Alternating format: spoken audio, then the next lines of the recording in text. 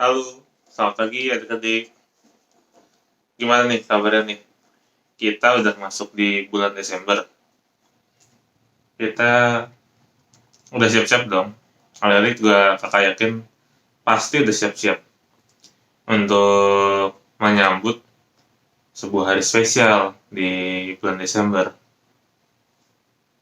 Apa itu adik-adik? Ya, betul.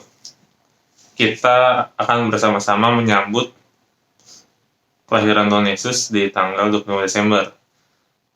Maka mari kita bersama-sama belajar pada pagi hari ini. Kita bersama-sama belajar tentang cerita kelahiran Tuhan Yesus melalui Lukas 1 ayat 39 sampai 45. Yuk adik-adik dibuka Alkitabnya dari Lukas 1 ayat 39 sampai 45. Kalau sudah dibuka, dibiarkan Alkitabnya terbuka. Mari kita satu dalam doa. Mari kita berdoa. Tuhan, Allah kami yang bertahta dalam perjalanan surga yang mulia, sungguh bersyukur atas berkat-Mu, atas penyertaan-Mu kepada kami sepanjang hari ini, Bapa. Sekarang, di pagi hari ini, kami akan belajar firman-Mu. Kiranya Kau berkati, Bapa, agar boleh firman yang kami pelajari dapat kami lakukan di dalam kehidupan kami sehari-hari. Berdoa juga untuk kakak sekolah minggu, Kak Stephen, yang akan membagikan firman. Biar kiranya Kau sertai agar setiap kata-kata yang keluar dari Kak Stephen merupakan firman daripada-Mu yang boleh tertanam dalam hati kami semua. Menyerahkan semua ke dalam tangan pengasihan-Mu. Di dalam nama Tuhan Yesus, kami sudah berdoa. Haleluya, amin. Oke, adik-adik. Sekarang, mari kita sama-sama buka. Kita lihat Alkitab kita dari Lukas 1. Yuk kita baca bareng-bareng. Kakak akan bacakan untuk kita semua ya. Judul perikopnya, Maria dan Elizabeth. Beberapa waktu kemudian, berangkatlah Maria dan langsung berjalan ke pegunungan menuju sebuah kota di Yehuda. Di situ, ia masuk ke rumah Zakaria dan memberi salam kepada Elizabeth. Dan ketika Elizabeth mendengar salam Maria, melonjaklah anak yang di dalam rahimnya, dan Elizabeth pun penuh dengan Roh Kudus. Lalu berseru dengan suara nyaring, "Diberkatilah engkau di antara semua perempuan, dan diberkatilah buah rahimmu.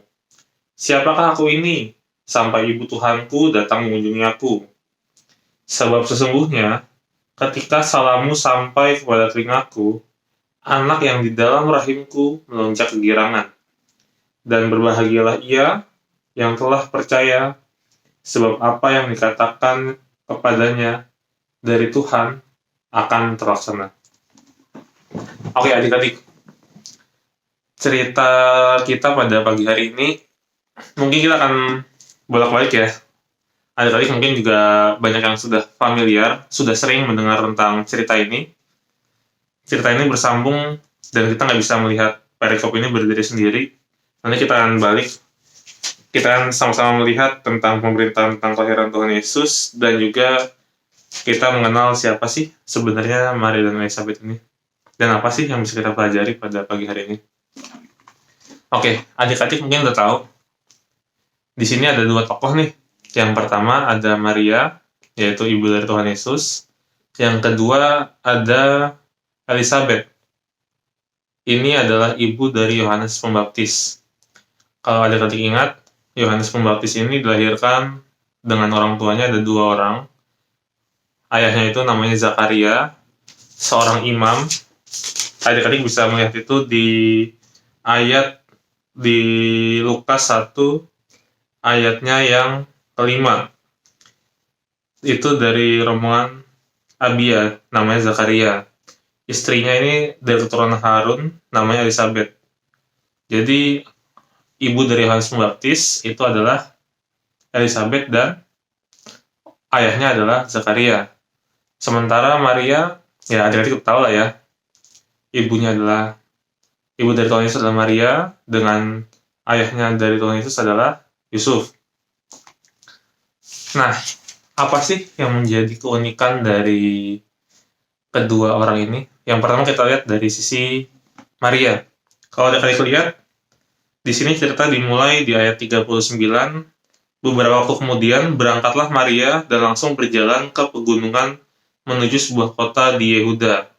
Di situ ia masuk ke rumah Zakaria dan memberi salam kepada Elizabeth.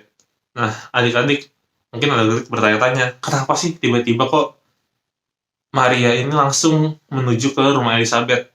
Adik-adik bisa melihat di ayat ke-36. Mungkin adik-adik bisa baca perikop sebelumnya ya. Kakak akan menjelaskan secara singkat aja. Jadi ceritanya di sini Maria mendapat sebuah berita yang luar biasa, yang mengejutkan. Yang mengejutkan kenapa? Dia yang statusnya baru tunangan di sini adik-adik jangan menyamakan dengan tunangan di Indonesia ya, karena tunangan pada waktu zaman Yahudi, di budaya Yahudi, itu secara keluarga sudah sah, tapi belum diberitakan ke masyarakat umum. Itu aja. Jadi secara ikatan, mereka sudah ada ikatan yang dibangun di antara kedua keluarga. Hanya saja belum diketahui umum. Nah, Maria yang masih belum menikah, tapi statusnya sudah tunangan, sudah ada ikatan dengan Yusuf, ini melahirkan seorang anak. Sorry, bukan melahirkan, tapi mengandung seorang anak. Mengandung seorang anak yang ketika itu datanglah malaikat untuk memberitakan bahwa, adik-adik bisa lihat di ayat 30,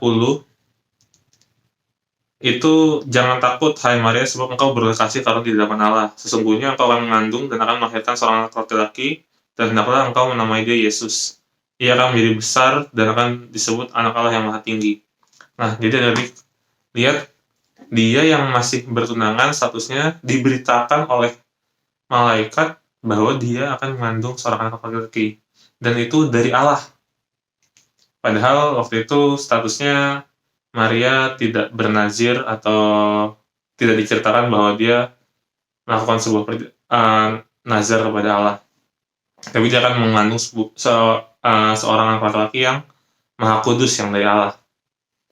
Jadi bayi yang dikandung oleh Maria ini adalah bayi yang spesial ya adik-adik ya, yang menjadi lebih besar dan akan disebut anak Allah yang maha tinggi.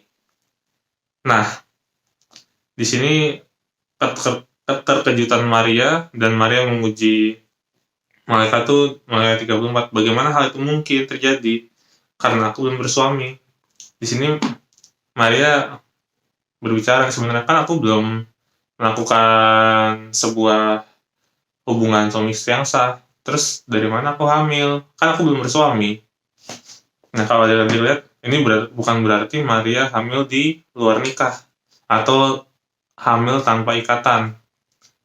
Yang adik-adik perlu pahami, di sini jawaban dari malaikat di ayat 35, Roh Kudus akan turun atasmu dan kuasa Allah yang maha tinggi akan menaungi engkau. Sebab itu anak yang akan kau lahirkan itu akan disebut kudus, anak Allah. Jadi dari pikirkan, bagaimana mungkin seorang anak yang maha kudus itu dilahirkan dari sebuah status yang tidak benar. Jadi adik-adik sekali lagi, soal tunangan ini itu udah sah, udah ada ikatan ya. Jadi jangan berpikir bahwa hamil luar nikah itu salah kayak gitu. Nah, di sini ketika disebut kudus, maka yang menjadi pikiran Maria adalah, wah, aku harus cerita kepada siapa nih? Aku diberi sebuah anugerah yang luar biasa oleh Allah. Anak yang nanti akan aku kandung itu adalah seorang anak yang kudus. seorang anak yang diberkati Allah, yang menjadi pilihan Allah.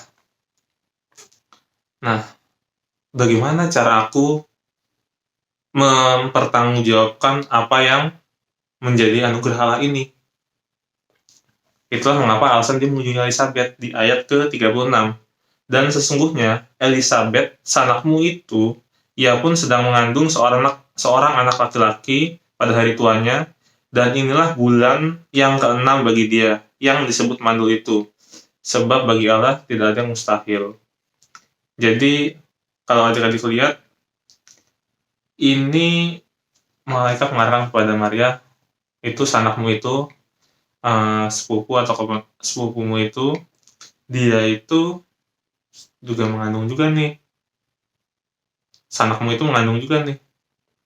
Dia mengandung juga yang anak dari Allah.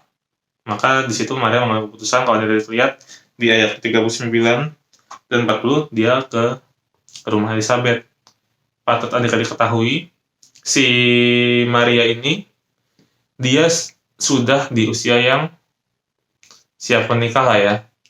Pada zaman itu, di usia yang sudah siap menikah, sementara Elizabeth yang punya kasus sama seperti dia, yang mengalami kemustahilan kalau menurut manusia. Jadi mustahil ya, bagi manusia itu nggak mungkin di usia lanjut.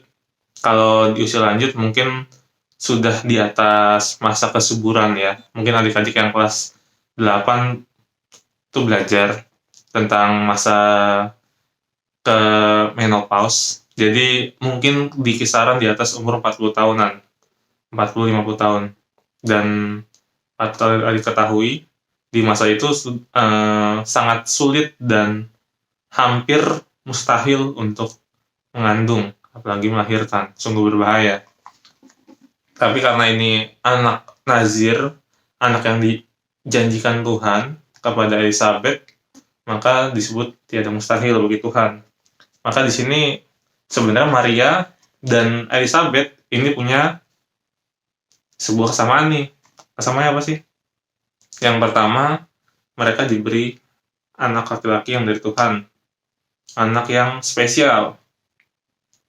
Spesial karena ya itu dikhususkan Tuhan bagi mereka.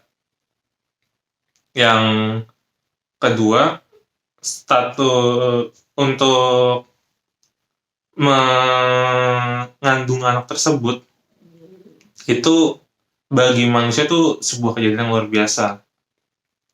Dan yang terakhir, malaikat pun juga datang kepada mereka dan memberitakan tentang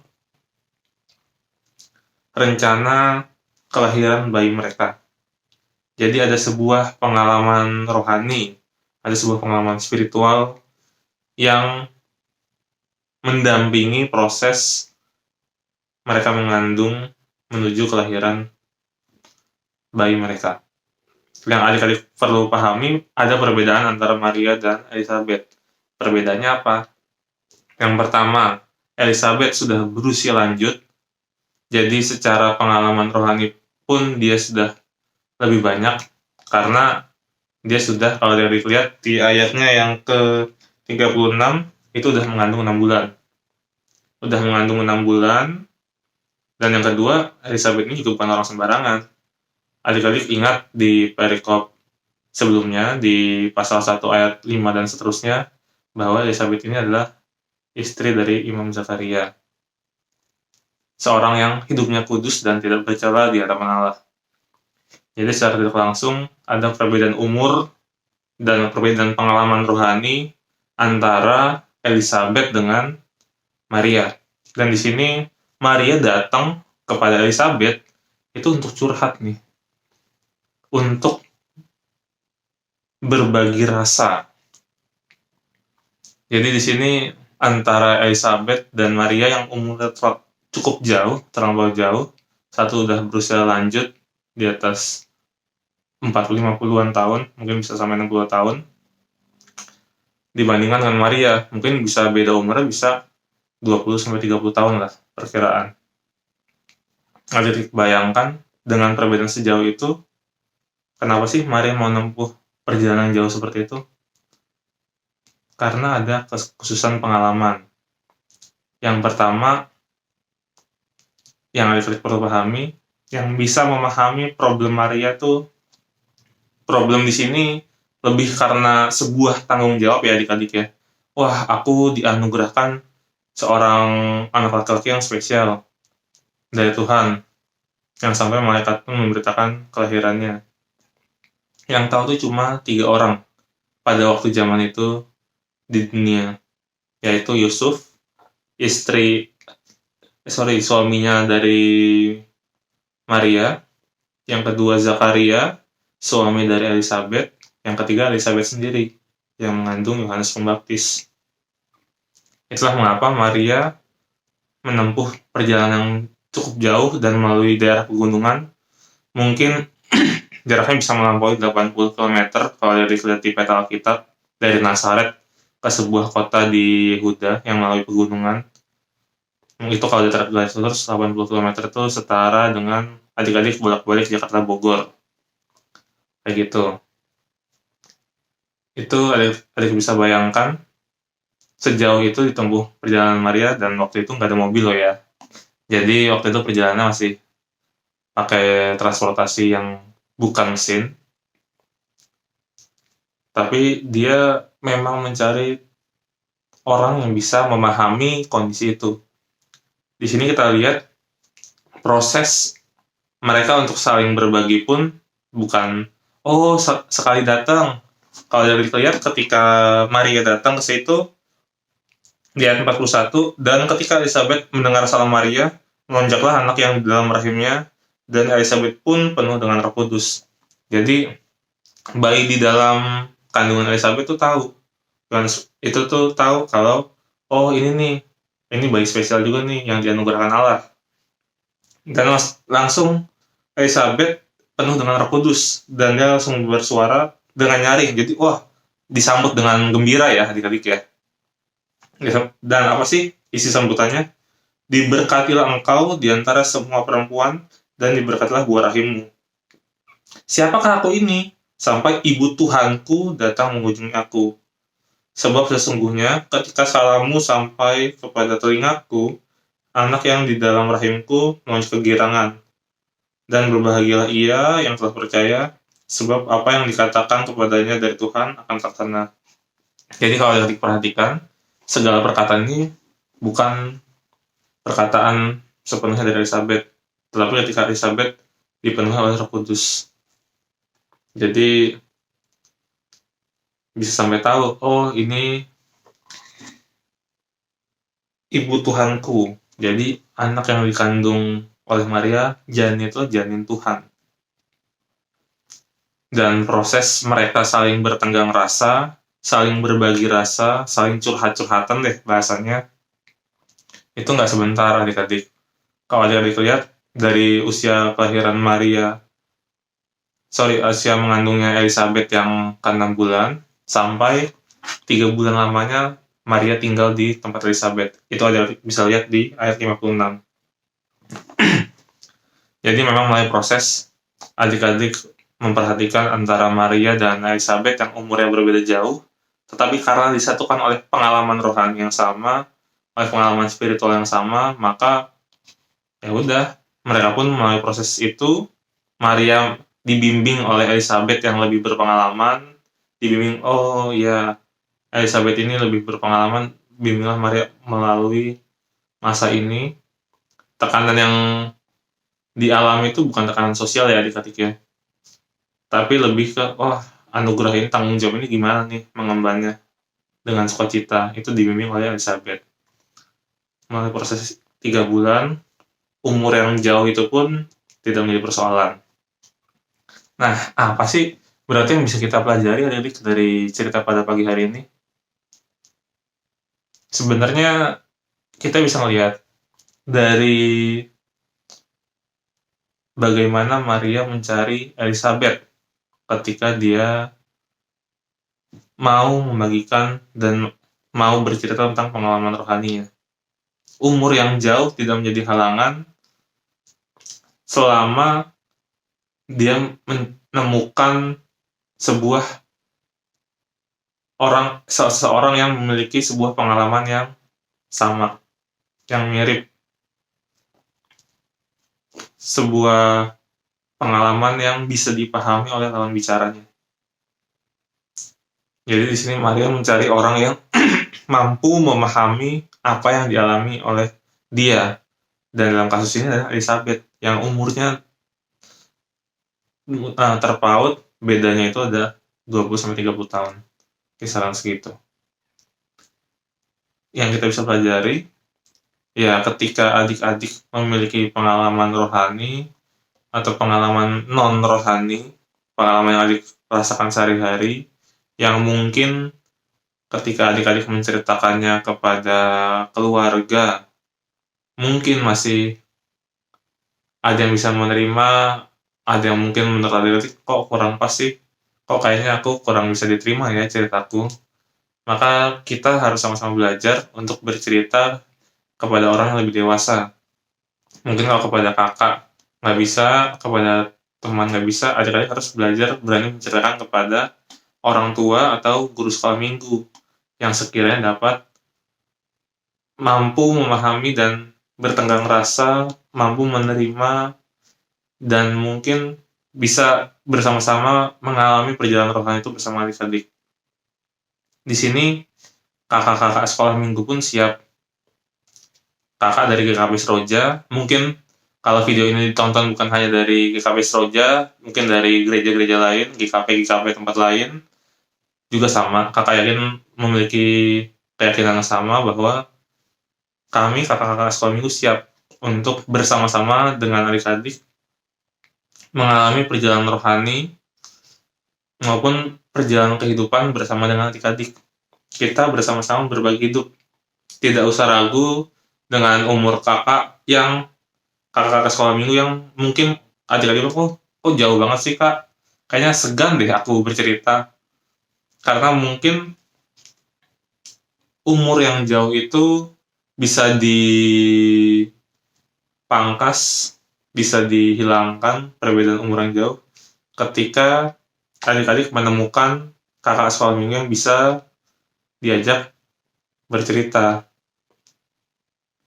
Ketika adik-adik mungkin mengalami sebuah pengalaman rohani atau pengalaman kehidupan yang dimana adik-adik ketika mau bercerita ragu, mungkin adik-adik bisa belajar membuka diri, mencari orang lebih tua atau mungkin kakak sekolah minggu yang bisa diajak bercerita, yang adik-adik percaya ya tentu ya, untuk membagikan pengalaman adik-adik dan boleh mengalami perjalanan rohani, perjalanan kehidupan, bertumbuh bersama kakak sekolah minggunya, dibimbing oleh orang tua atau orang-orang yang lebih dewasa dari kalian.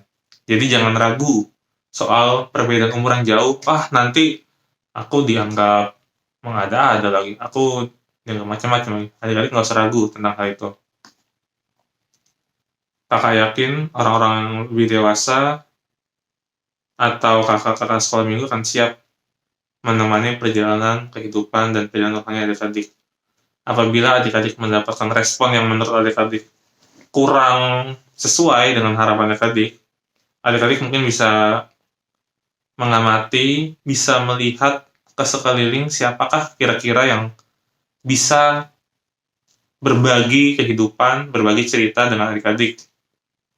Mungkin bisa bukan hanya berbagi cerita, juga boleh membimbing seperti pengalaman Elizabeth dan Maria. Tidak perlu takut, tidak perlu segan, dan tidak perlu berkecil hati apabila ada respon yang kurang sesuai dengan harapan adik-adik. Oke, itu cerita kita pada pagi hari ini adik-adik dari Maria dan Elizabeth. Jadi kakak harap kita bisa melakukannya dalam kehidupan kita. Kakak harap adik-adik mungkin boleh memupuk keberanian, boleh mulai memberanikan diri untuk bercerita, berbagi pengalaman kepada orang lebih dewasa yang sekiranya mampu memahami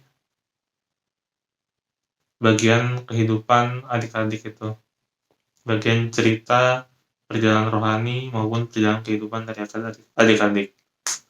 Ya, itu aja dari kakak.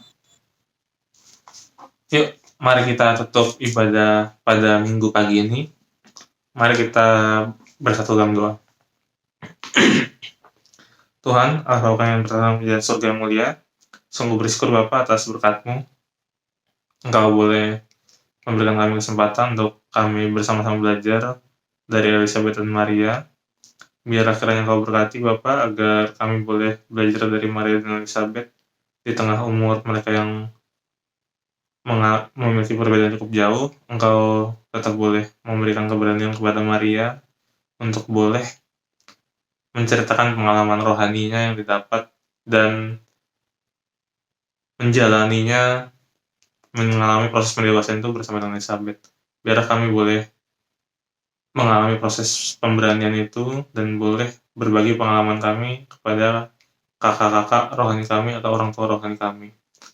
Menyerahkan untuk semua kegiatan kami ke dalam tangan pengasihan-Mu Bapa, untuk setiap hasil ulangan dari kami semua yang mungkin akan keluar di minggu depan, segala remedial, proses belajar mengajar, dan proses pengumpulan tugas biar Engkau lancarkan Bapa untuk kami semua. Berdoa juga untuk orang tua kami Bapa, biarlah kiranya Engkau berkati mereka di tengah kondisi pandemi ini. Biarlah kiranya mereka tetap Engkau lindungi, Engkau tutup bungkus dengan darah-Mu Bapa. Engkau kuatkan metabolisme mereka sehingga boleh Bapa mereka tetap beraktivitas dengan baik di tengah kondisi pandemi yang ada. Ya Bapa, kami menyerahkan semua ke dalam tangan pengasihan-Mu. Kiranya seluruh kehidupan kami boleh hanya untuk kemuliaan nama-Mu. Di dalam nama Yesus kami sudah berdoa. Haleluya, amin. Oke, selamat pagi adik-adik, selamat hari Minggu. Dadah.